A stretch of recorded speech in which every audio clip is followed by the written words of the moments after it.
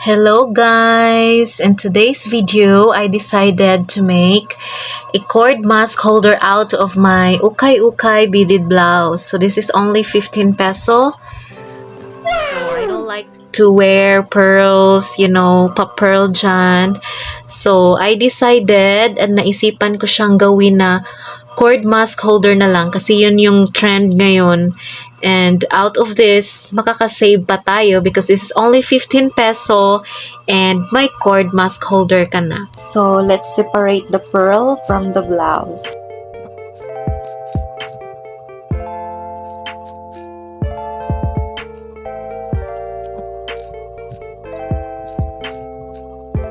Okay, we have now our materials ready.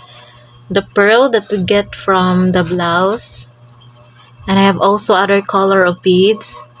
I also have here the fishing line. And we have here also the lobster clasps, the lock. And we also have here jumper ring. So, kompleto na yung materials natin. Pwede na nating simulan. Oh girl, you got me going psycho. Oh, I know, 네 보였던 하죠. Oh, I go, you got me going psycho. We have to put this one here. I know, 네 보였던 하죠. Like that. Oh girl, we have to go back. Oh, I know, have to go back to secure the lock. You got me going psycho. Oh, I know, 네 보였던 하죠. Oh girl, you got me going psycho. Oh, I know, 네 보였던 하죠. Oh, I go, you got me going psycho. Pwede na natin siya ilagay sa ating mask.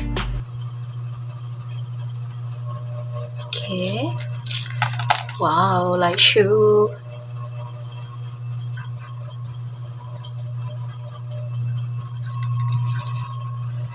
Ayan na guys. So ayan na guys. Tapos na yung ating DIY beaded cord mask holder. So ayan na. May pa-pearl na ang madam nyo. So if you like this video, don't forget to like and subscribe at pwede na ring i-share. So thank you for watching everyone. Goodbye!